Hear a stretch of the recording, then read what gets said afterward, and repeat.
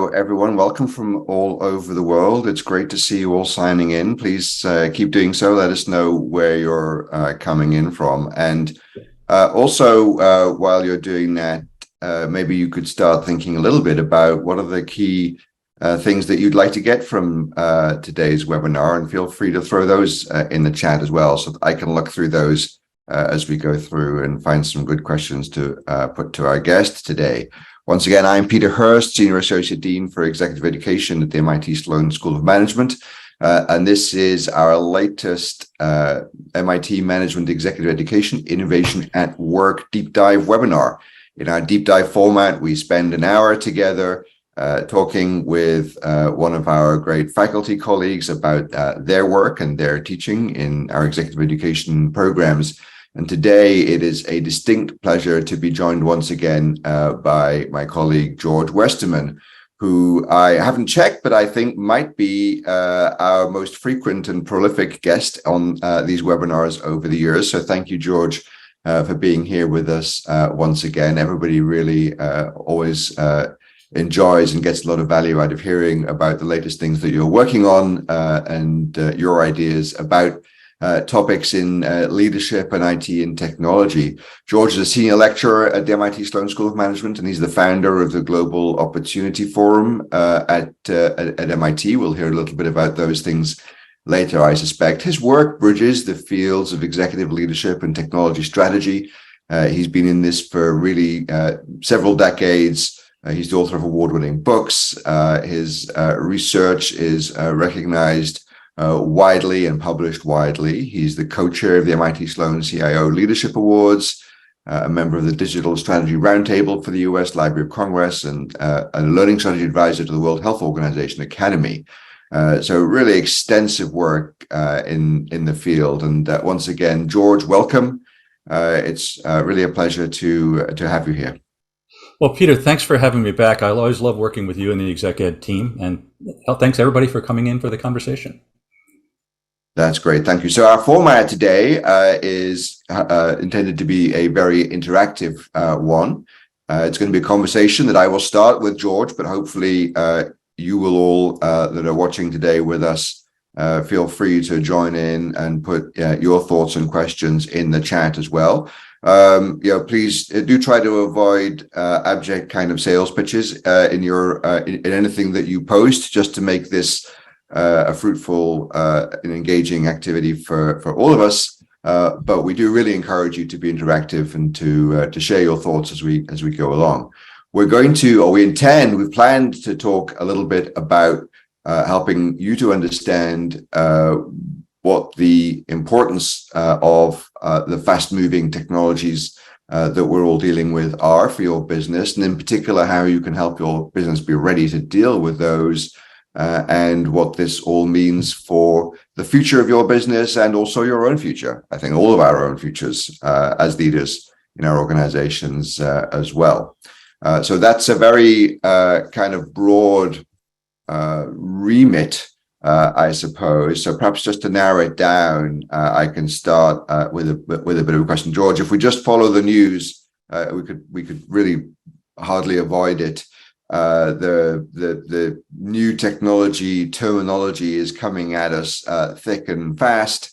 Artificial intelligence, deep learning, Industry 4.0, robots, smart, quantum, edge computing, virtual reality, augmented reality, quantum computing, biological computing, maybe even using DNA as storage in a computer.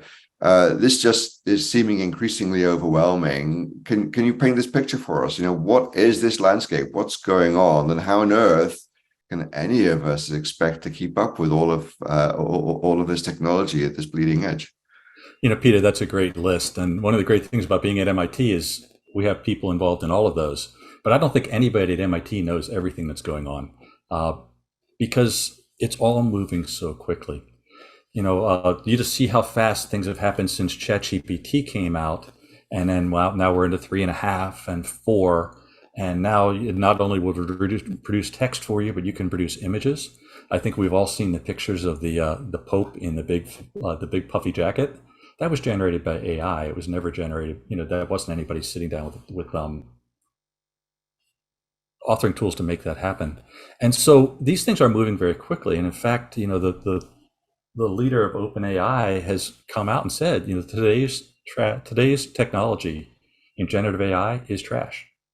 And what he means by that is you ain't seen nothing yet. There's so much happening in the labs that we'll see over the next 6 months or a year that it'll make this stuff look like dinosaurs. And so the challenge is, how do you keep up? And I think the answer is you don't have to. Not as a leader. You don't have to keep up with the bleeding edge of things, but you do need to keep yourself up so you can do that kind of critical thinking. You do need to keep yourself up so that you can challenge the assumptions, the boundaries that you've got in your organization. And then you also need to help your organization be more ready. So if I could, if it's okay, Peter, could I just frame up how fast things are moving and how these changes are happening? You mentioned a whole list, and the list grows and keeps changing. What's happening is we have this in these digital technologies, we have this concept of exponential innovation. And the idea is that these technologies are improving at an accelerating rate. Back in the 60s, Gordon Moore, who ran Intel, said transistor density on chips is doubling about every 2 years. And he said that he thinks that's about right. And about 10 years later, he said, we could see that happening for another 10 years. And what's happening, though, is that basically the computing power you're getting from a chip per dollar has been doubling ever since then, for decades. And it continues to do that. And we see this happening in other technologies. We see it in DNA sequencing. We see it in the amount of bits we can get over a network pipe. We see it in the price per pixel on display devices and camera devices. Everywhere you look, things are growing exponentially. And that's really tricky for human brains to think about. And so if you can see me, I'm going to draw a graph right now. Do you see here? Here's my hand. That's an exponential curve. Can you see that? Okay. So as time goes on, we double, we double, we double. And we're finding these technologies are doing this in many places. Is it every 2 years? Is it every 12 months? I saw one technology that's happening every 9 months, but it's a doubling. And what happens here is that's an exponential curve, but that's not how our brains work. Our brains work linearly. And so what you have here is that in the near term, we're going to overshoot what we think it can do. That's where we get the hype over AI, where we got the hype over blockchain for a while. These kind of things. Way back when, the hype over the internet, when I was first starting in my doctoral programs. So in the near term, we overshoot, but in the long term, we don't think about this vertical side. And so when you think about, when the .com thing happened 20 years ago, everything blew up. Well, that was the end of the internet, except now every single company is using the internet throughout their company. And the same thing's going to happen with a lot of these technologies. Some of them will fail out, but many will move from being hype to being just general practice. And that just takes time. So the first thing to think about is this exponential nature of things. And let's just pick a number. Let's just say the technology is doubling every 18 months. That means that every 5 years, technology is going to be 10 times as good as it was before. And it means every 10 years, it'll be 100 times as good as it was before. And so if you are in a business where you still do top-down strategic planning at 5-year intervals, your plans are 10 times out of date the minute they start. That means you need to think a little about being differently. It's no longer top-down planned out for 5 years. It's top-down scoping out, setting direction, and it being more emergent, more learning, more pivoting every step of the way, because you can't know where the technology will go. You can't know what the customer expectations will be. You have to figure those out. You got to be more agile. So that's the first step, is the exponential. The other step is combinatorial. It's not like we're just going to take AI and do AI. What we're going to do is we're going to take AI and make our factories better. That's Industry 4.0. We're going to take AI and we're going to personalize your customer interactions. It's happening already. It's going to get more and more there. And so these things are going to be happening in combination. Let's take a customer experience in virtual reality, the metaverse, Let's take the kinds of sensing we can do on what the customer does and personalize for every customer. They can be a market of size 1. That's where we're going. So the exponential and the combinatorials there, you can't know where that's going. So we need to think differently. It's the idea that it's going to move quickly, and we need to be able to do something and learn, and from there make another decision and do something and learn, to stay very agile in the way we approach it. That's sort of reassuring. If for all of us who may be feeling a little overwhelmed by all of these really, frankly, difficult to understand technologies, they're difficult to understand from the perspective of how they work, what's going on under the hood or inside the box. They're difficult to understand in terms of what kinds of things that they certainly can do now, but might be able to do in the future. They're difficult to understand in terms of when they might be able to do those things. Something which comes to mind, self-driving cars. One might have imagined, 5, 7, or 8, 9 years ago, when one particular make of supposedly self-driving car first became available, that it was only a matter of very, very short time that this would be a general technology. And in fact, even that brand still, perhaps isn't truly self-driving in the sense that we were all expecting. So sometimes these technologies, while, as you describe, the pace of technological development can be, overwhelming, there's still this question, you mentioned the word hype, of when do they really become meaningful or live up to that kind of potential. And that's very difficult for us who are not experts in any of these particular topics to understand as well. So I'm reassured that to be told by you that I should not be an expert or try to be an expert in all of these things. But that's also a little bit perplexing, because it leads me to wonder, well, what do I need to know about these things? So, Moore's Law was the first of the exponential innovation laws, and there are a bunch of those exponential innovation laws out there now. I want to give you Westerman's Law, because I study management.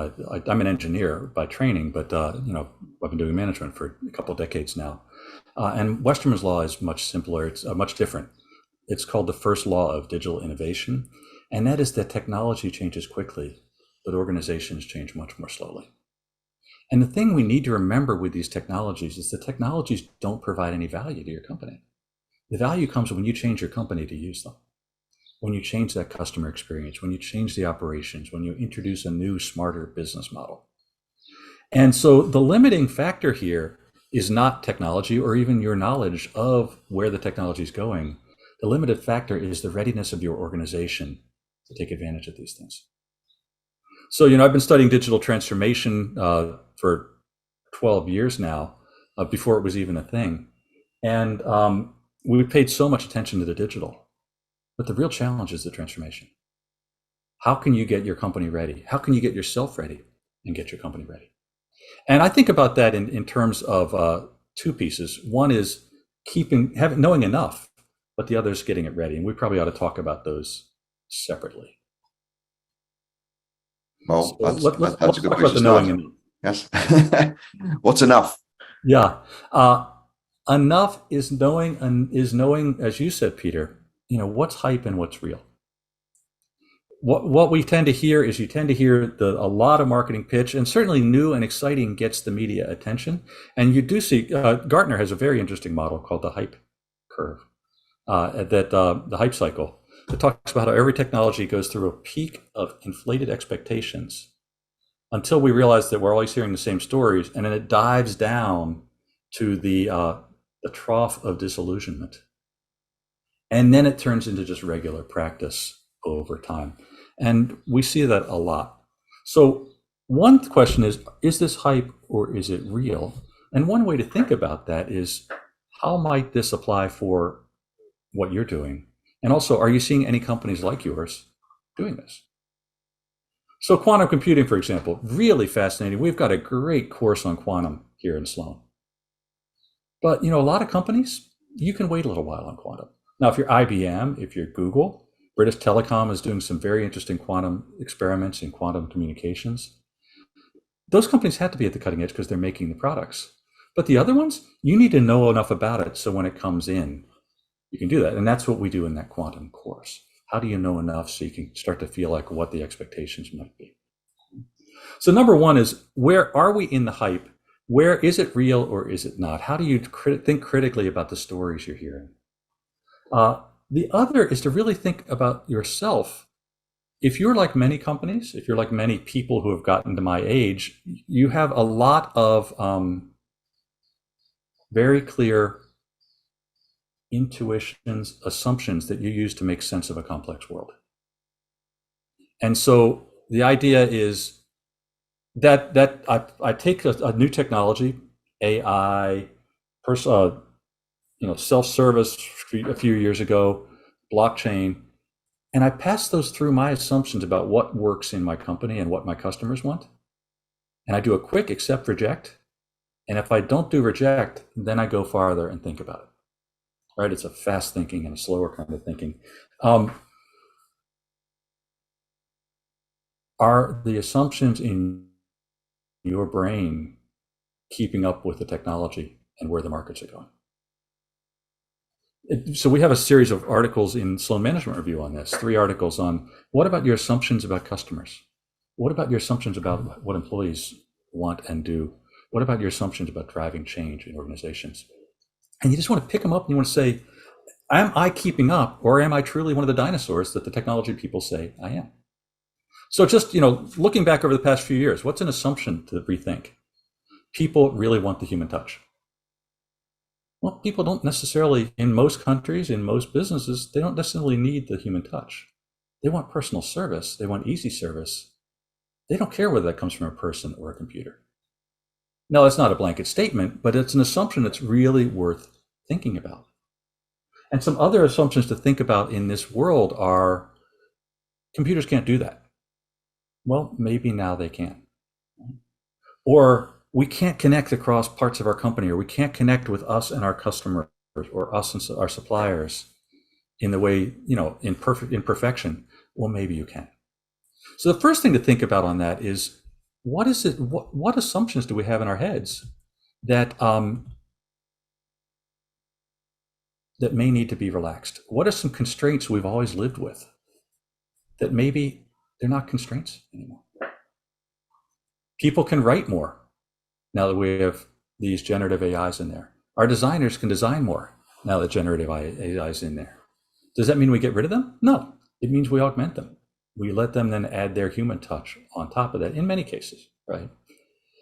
The way to think about this is technology is relaxing some constraints we've got, whether it's through, it's breaking through some of the limits we've lived with. It's challenging some assumptions we've got, but it's also enabling some new capabilities.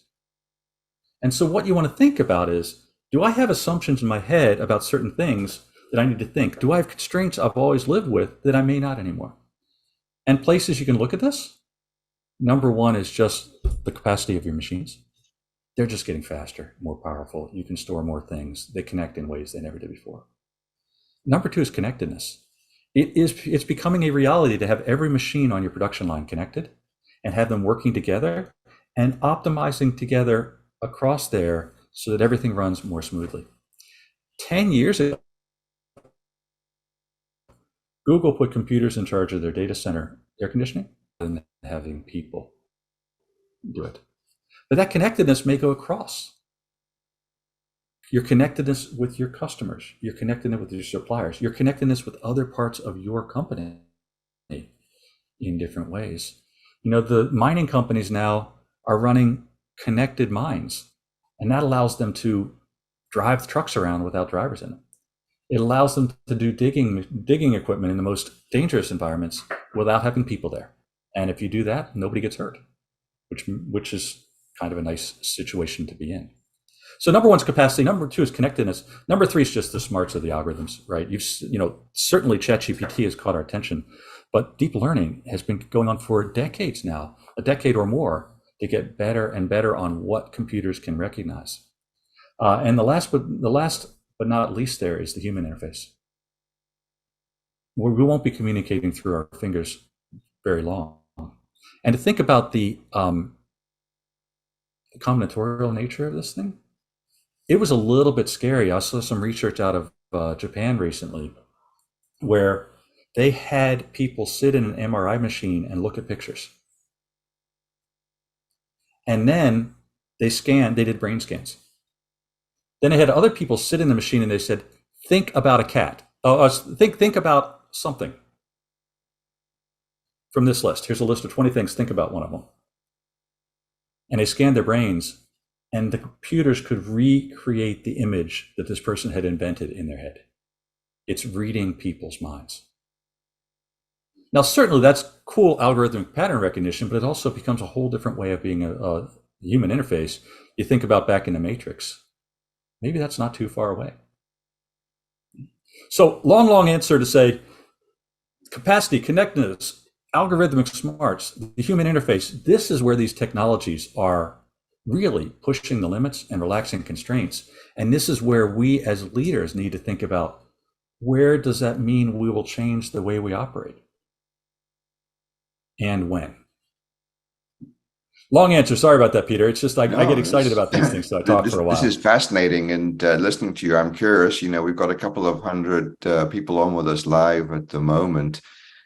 Maybe people just through the chat could share with us what are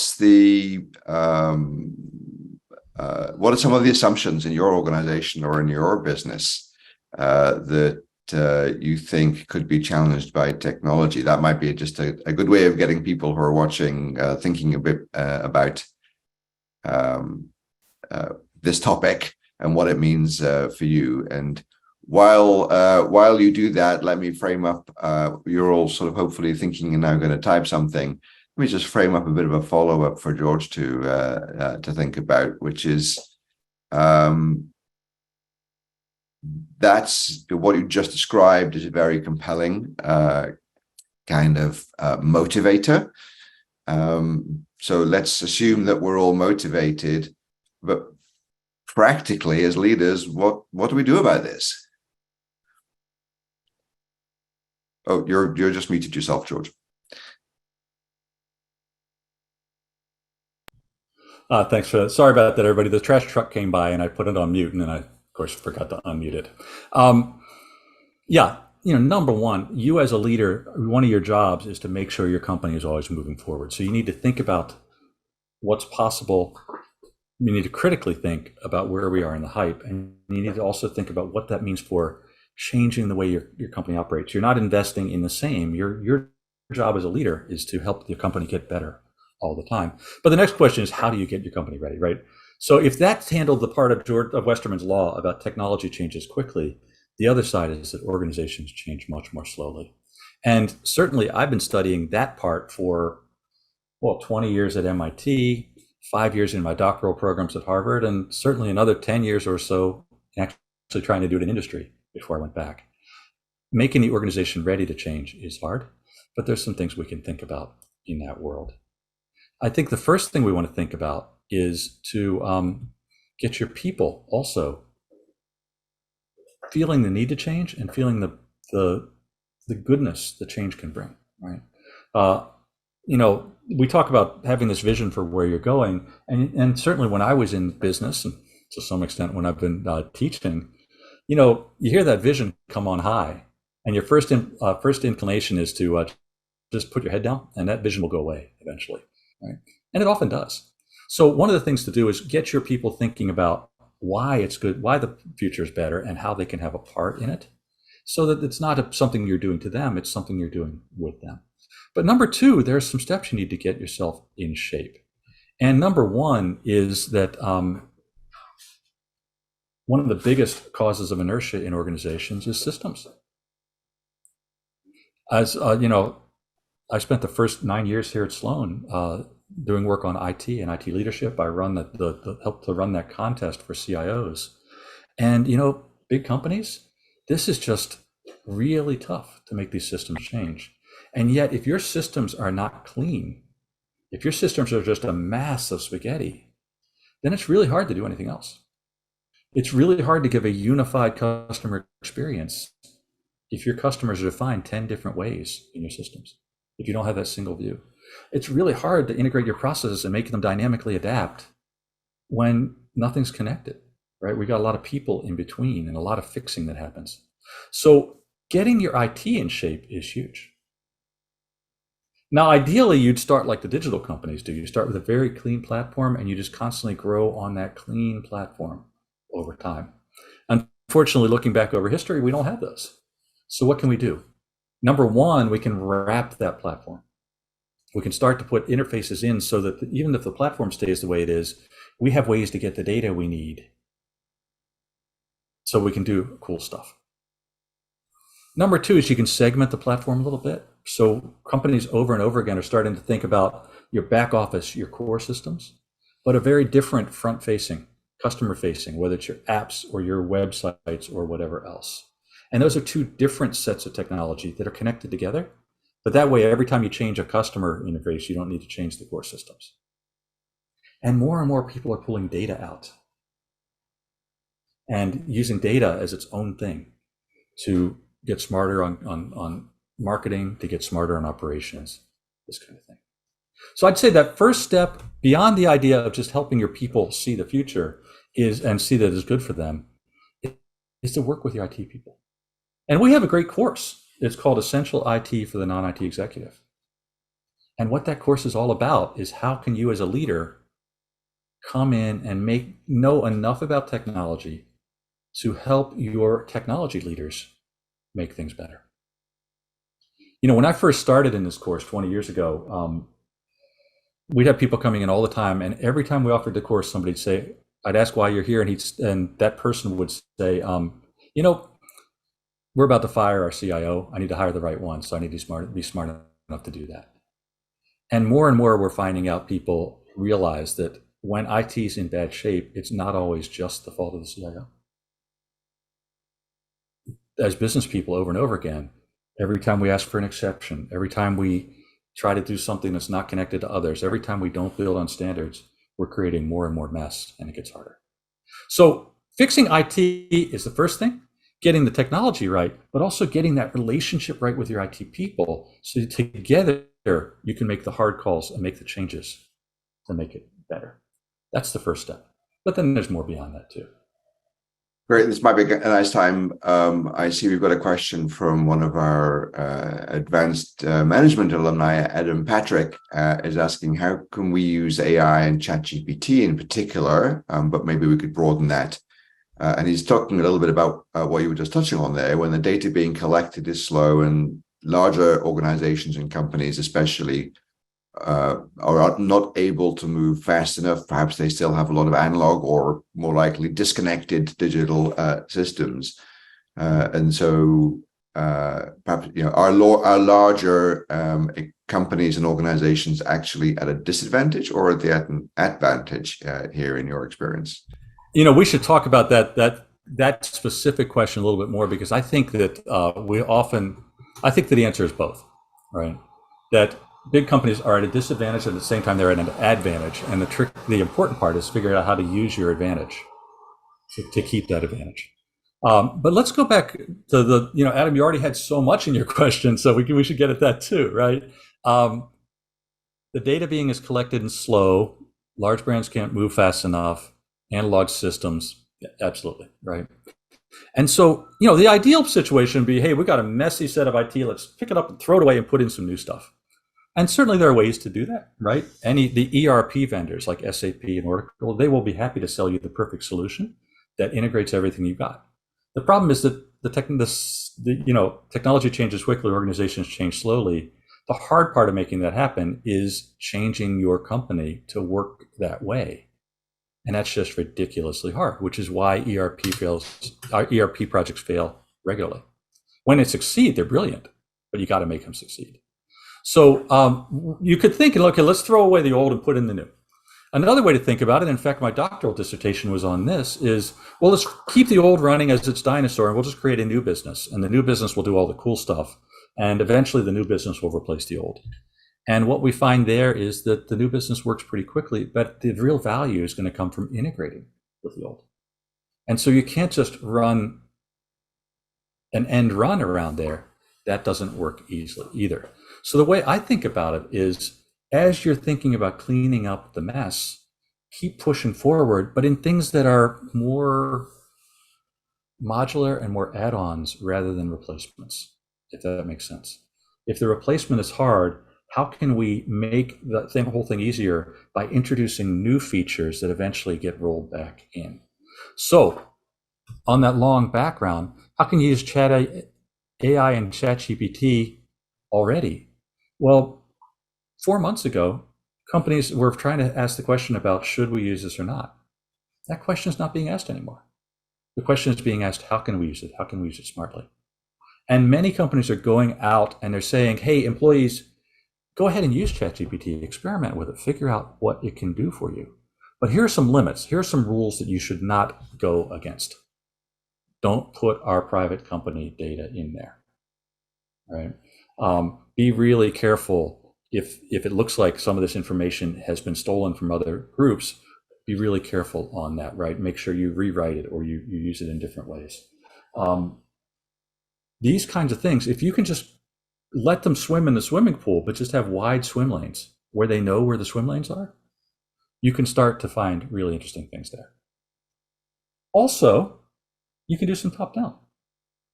Some of the banks I've been talking to, they do an awful lot of reading financial statements. Well, can we use the AI to start reading that and then compare how they do to our people exist as they are? Certainly, where there's a lot of writing, like in marketing, let's experiment with doing some writing the copy first. Heck, I organized an event about a month ago, and I used generative AI to design all of the copy around the event, the session descriptions and all that kind of stuff.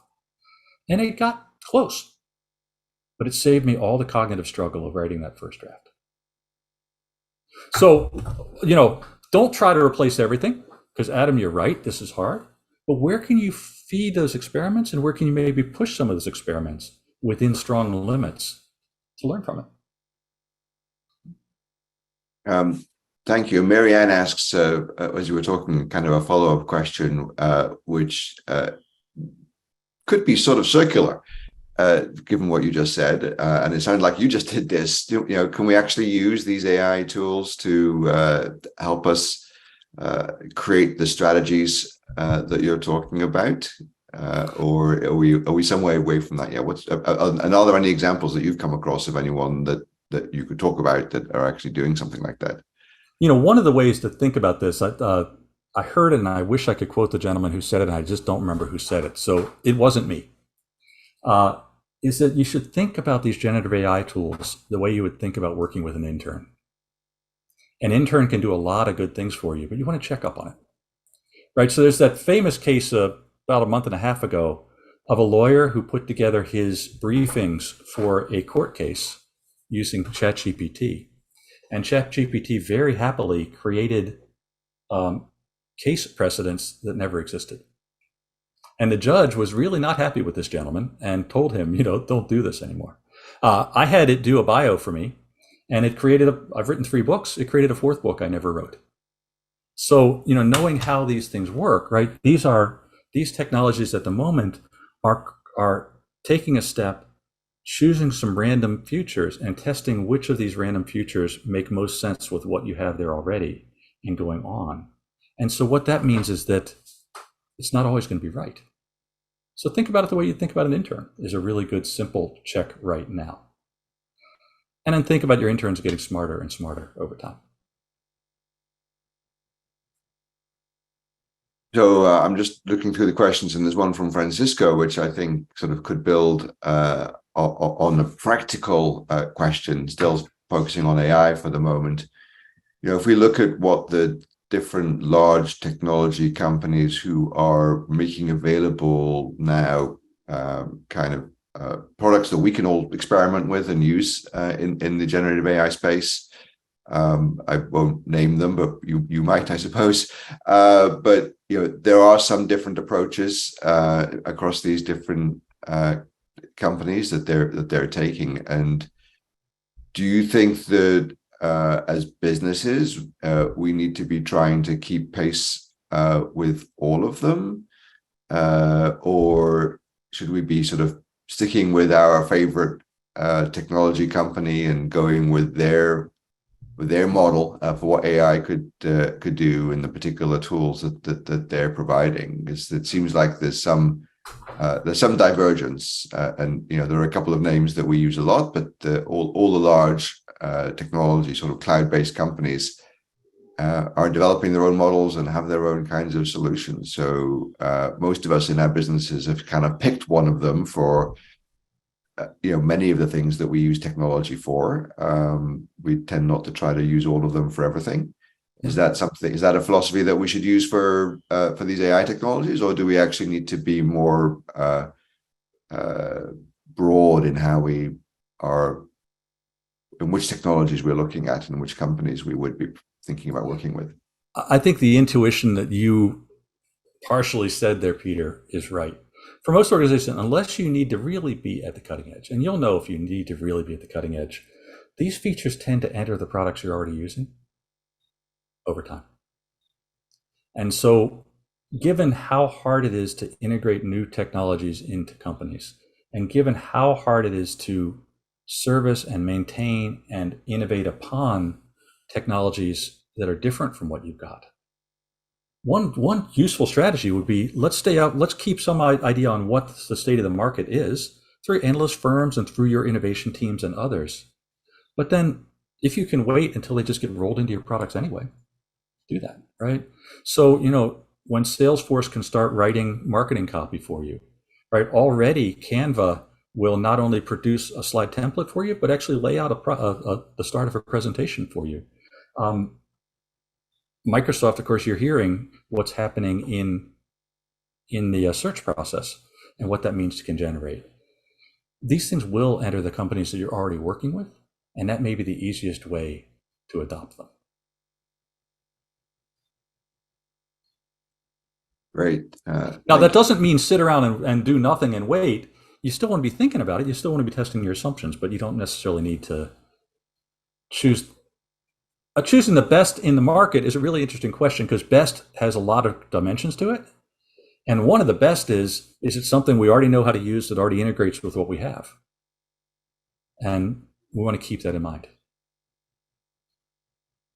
Great. Well, let's not only talk about these particular technologies. Rick Goodwin was encouraging us to think also about, what will the next breakthrough technologies be. But maybe I could supplement Rick's question a little bit, because in your introductory remarks, George, you talked about the exponential change, but you also talked about the combinatorial effects. And so if I may sort of supplement Rick's question and say, what might be the next significant sort of over the horizon thing, and or from what you're seeing, what are the kind of combinations of these technologies that you see as having the most impact, that is not hype, that people who are grappling with the questions we're talking about today actually should be thinking about in terms of their business today?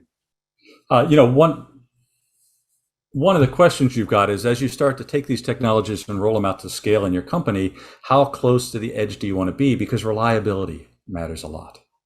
And so there's a lot of runway left, even as these things are happening. There's a lot of runway left to use things that MIT would consider old technology, but the market still considers them relatively new. And so what can you do with those, especially in combination? So let me just give you one of my favorite examples. I got the joy of visiting Huntington Ingalls down in Newport News. They build aircraft carriers. Large, highly complex ships that take 10 years or more to build. And you can imagine how many blueprints they used to have. When they went to digital design of these ships for the latest class of aircraft carriers, they then adapted the way they build the ships too. And so instead of making employees work with blueprints, because if you don't have the right blueprint, you're going to guess, and that's not a good thing. These ships are so big that to go get the right blueprint might be a 20-minute walk. So people will guess, right? Also, they build the rooms upside down, so you have to turn the blueprint upside down and make sure that works. So rather than do all this kind of stuff, they gave them the equivalent, these tablets. And if you need to weld something on a wall, you hold the tablet up and it says, okay, weld it there, don't weld it there. It's so much easier to do the right thing. But the other thing you can do is you can move this thing around and see where you are in the ship even before the ship is built. So you suddenly feel more significant. You feel more connected than you could before. What else can you do? Well, that as you're running electricity across this ship, it might take 3 or 4 shifts of time to happen. There's a lot of handoffs in there. And so these handoffs are where things break. Well, if the computer is telling you red wire there, green wire there, blue wire there, when you're done, the next person can pick up much more smoothly. That means if you do a good job, it's going to continue all the way through. Okay? So they're doing augmented reality. They're doing some amazing computing and optimization and AI in the background to figure out what order to do things in and that kind of thing. But to the workers, it's a tablet telling them how to do the job right the first time. Yes, they're being more productive. Yes, they're doing high quality, but they didn't force it on the workers. They said, look, we can do this. We make your job better. This is that combinatorial thing of putting the technology to make it happen. What else happens there now? Well, now they can train people more easily because instead of trying to look through a manual, you just shine this thing around and it tells you step by step, do this, then do that, do that. Maintenance, right? You've got a few really smart people on a ship that can do the maintenance. Well, now just about everybody can do the basic stuff because these same things can help you with that. And even for safety, if you want to go lift the box, if the box is red, you don't lift it. You got to call a friend. And if the box is green, well, then you can lift it yourself and you won't get hurt. So the really interesting part is not the technology behind the scenes, although they're fascinating and they really are, rocket science as of, a decade ago, right? They're still rocket science for a lot of companies. The really fascinating thing is not the technologies. It's how they change the employee experience, how they change their operations, how they change their maintenance because of this. And that's how you want to be thinking about these. What can we do with existing technologies, even as we're starting to advance the new? Thinking about that example, just putting together a few questions that we've been getting as we've been talking. As companies, whether they're large or small, are adopting new technologies in these kinds of ways that you're describing, does that lock us into particular technology platforms or particular technology providers? How significant are the decisions that we're making maybe today or perhaps already made that really can represent some very significant investments that our stakeholders, our shareholders, our owners, our senior executives, have been willing to or be enthusiastic or willing to engage in.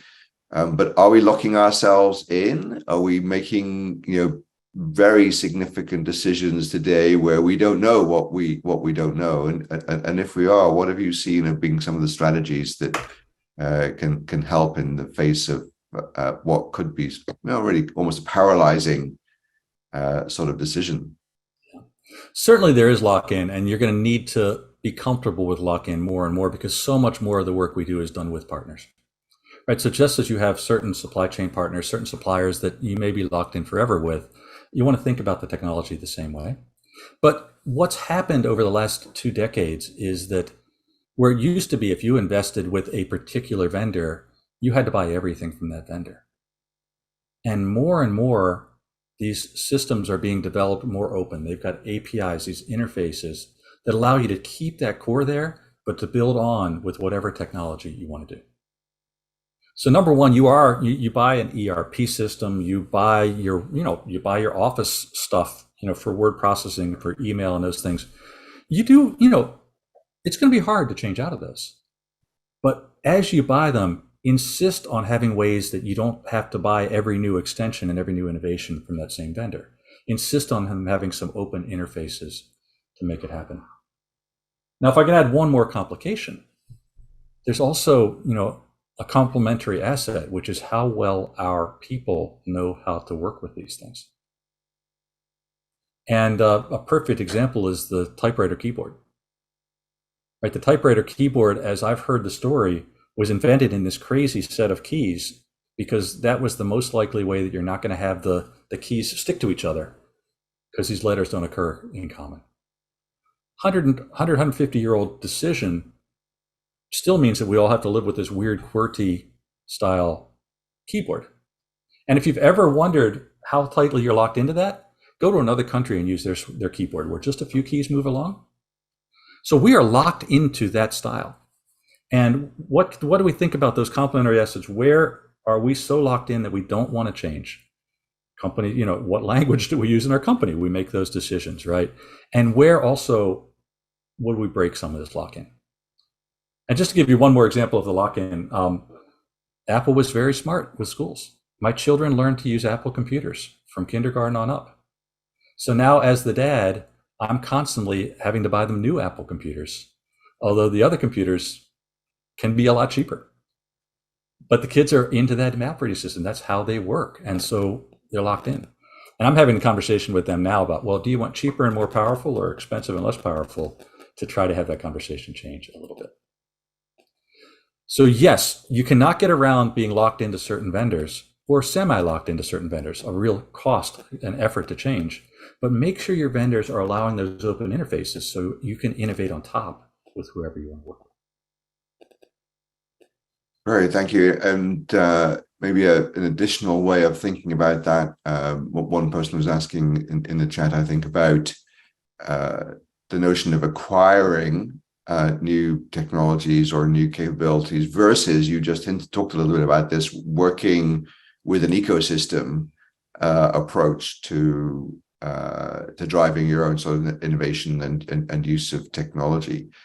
So, you often work with very large companies, George, but is that something that you're seeing across the board, that this kind of approach of being able to work in a much more agile way with a lot of different kinds of vendors? And we know, if that is the case, what's the secret of success to being able to do that? Because many of us who work in large organizations, I think probably struggle with what it takes to work in this bleeding edge of innovation with much more kind of startup kind of companies. Certainly, this is the way to go with this, right? Whether you're going to engage with universities, whether you're going to engage with startups, whether you're going to engage with the big vendors, that you can't do everything. So how can you get access to the leading edge and make it work in your company? Every good large company I'm seeing now has an innovation lab that does exactly this. They scan, they try to find out what's out there, and they try to then do those experiments to try out, how can we use generative AI? How can we use quantum? How can we use blockchain in our company? It's very easy to set those up, and those things can be very susceptible to the hype cycle. Everybody's got an innovation lab. I got to get an innovation lab. The problem is it also gets susceptible to everything we've ever learned about management, which is you invest in that group, you delegate to them, and you let them go. And what we find in the innovation groups is that I've been studying this now for 10 years. I'm writing a really interesting article on 6 things to make these innovation labs work right now. Really critical. If you just set up this lab and say, go to it, it's not going to work for long. It'll work for a year or two, and eventually it will peter out. You got to work with them, because their value in making this technology work is changing the business. And if they're just a lab of 5 or 6 or 12 people, how do they change the business without you connecting them, without you encouraging these innovations to happen in place? So just like the hype cycle on technology, everybody's creating these innovation units. That's a good thing. But just to create it is not enough. You got to create it in a way that can work. And maybe we can do another session sometime on my 6 things to how to make these work. But the big thing is you can't completely delegate. You got to coach, you got to work with them to make this happen. Great, thank you. Moving on to a very important topic, to which everything is that we've talked about is very relevant, but I think it's something that's challenging us all, is how do you think about and what are the responsibilities that we have as business decision makers and about the technologies that we're choosing to use or choosing not to use, and what some of the, for want of a better word, ethical implications are of that. We've had questions as we've been talking about, how which jobs are technology going to affect in what kinds of ways. But there are obviously very significant questions about to what extent do these technologies sort of bake in or learn biases that may already exist in organizations or in society that we would not wish to have, but actually we're formalizing them through the adoption of these technologies. Or are there any other kinds of concerns that you think we should all really be much more thoughtful about? So, Peter, I want to answer that question, but I know that the question can go a while. And there's one other question I want to get at. One thing I want to say before we do that. When we talk about, one is just have enough knowledge so you can think critically and you can start to figure out stretching boundaries. That's the technology changes quickly. The other is organizations change much more slowly. We talked about the IT part. You're getting in the skills part, but there's one other piece that's really important, which is culture. And as I was doing digital transformation work over the last decade or so, I kept running into companies, leaders of companies. In fact, when 4 CEOs in a row told me, I just wish we had the culture of an Amazon. I just wish we had the culture. Can you tell me how to create the culture of a Google? I went out and did that. But the more we went out and did that, we realized that your job as a large company is not to copy the culture of those, but to make the best elements of that culture work with the size and scale and advantage you have. And so we did some very interesting work on how to get digital ready culture in traditional companies. And it starts with think differently about the values you're projecting. Are you talking about speed or are you talking about perfection? Are you talking about working with openness to work within your company or think across boundaries like we've talked about? How transparent are you being on the data? Are you thinking about just profits or are you thinking about real mission, real impact for the world? These digital companies really think that way. They're going to change the world and that inspires their people to move, right? And they're thinking about collaborating with whoever they need to and working quickly and making mistakes rather than being perfect. So it starts, number one, with some values. What values are you projecting to make sure you are being more innovative? And the other is to think about the way that you do things. Companies are starting to work with Agile.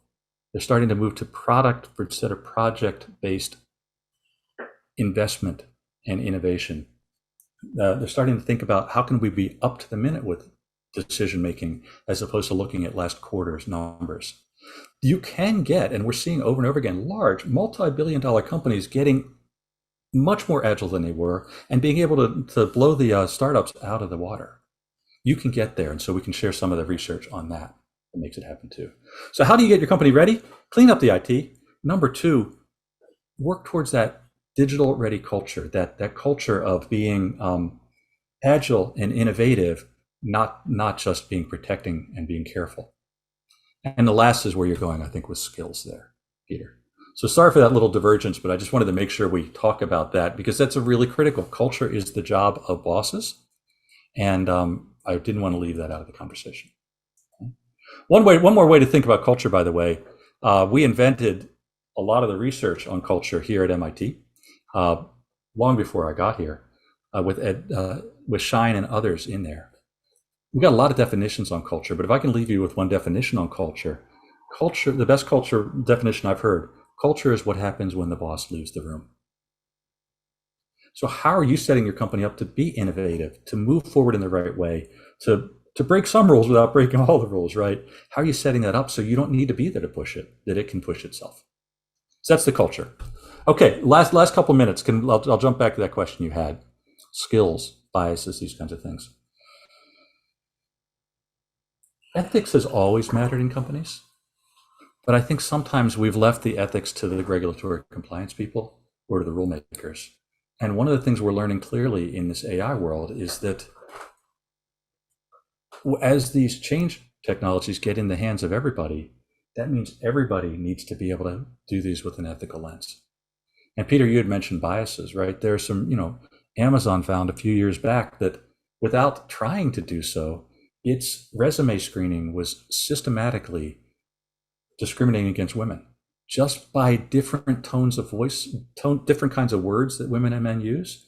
Or frankly, sometimes, if you're comparing against a bunch of senior men who have been developed, well, then if you have somebody on the women's cross-country team, none of those men were on the women's cross-country team. And so that's a mark against you. So one thing to do is when we're doing these studies, when we're putting these algorithms in, is our truth set representative of the set that we want to have? And in companies, unfortunately, the top executives are a lot whiter and older and a lot male than our population. We need to fix that. Another thing to think about is, as we do generative AI, it's borrowing from other places. What does that mean for the use of other companies' IP?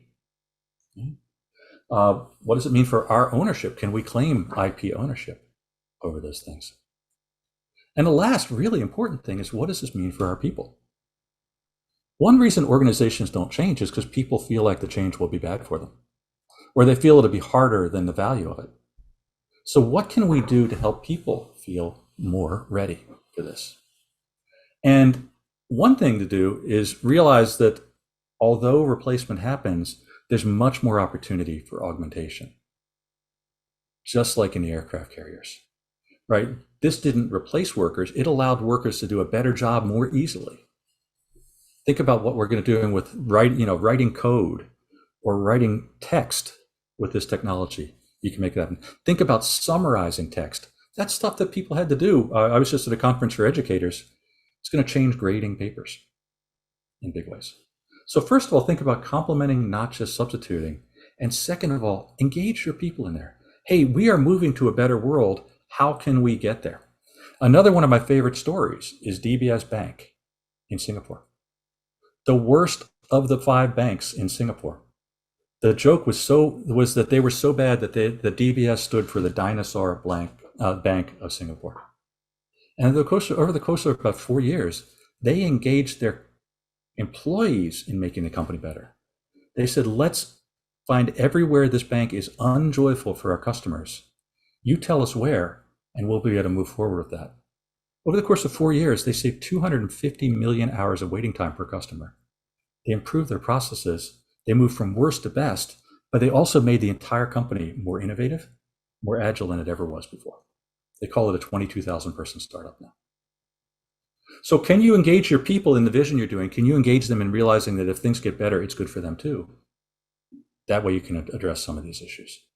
Last but not least, this Global Opportunity Forum that we're creating is about getting companies together to talk about what you're doing for career navigation, for agile approaches for learning, for recognizing skills, taking on some challenges together, learning the stories together. And that is just, I've been putting 4 years of my life into helping to transform workforce learning. So the change in the companies is good for the workers, not just the people. If you're interested, go to gof.mit.edu and you can see more. Great, thank you so much, George. And I noticed that we're at the top of the hour. And as always, when we have you in these webinars, the time has flown by. Sorry we didn't get to everyone's questions, but we will try to follow up perhaps through a blog article or similar with some of those points that were being developed as well. Thank you all so much for joining us and for participating in this discussion. George, thank you for sharing not only your knowledge, but your wisdom with us. And we were getting a lot of comments that were noting that as well, that these ideas really help all of us to prepare our minds to be able to address the kinds of challenges that we've been talking about today. So really, we can't thank you enough. I look forward to seeing you again at I'm sure, a future follow-up where we will dive some more into these things. In the meantime, if people would like to see more of George and hear and take a deeper dive, an even deeper dive with him into some of these topics, we can see on the screen there are a couple of the executive education courses that George teaches in. He also mentioned the Global Forum that has been a project he's been working on over the last couple of years. So we hope we'll see many of you in future webinars, perhaps in some of these courses with George or with others. Thank you for joining us. Please keep an eye out for our next webinar. And once again, George Westerman, thank you so much. This has been fascinating, and we really appreciate you. Thanks, Peter. It's been great to be here. I hope this made you all a little bit more smart and dangerous as you get back to work.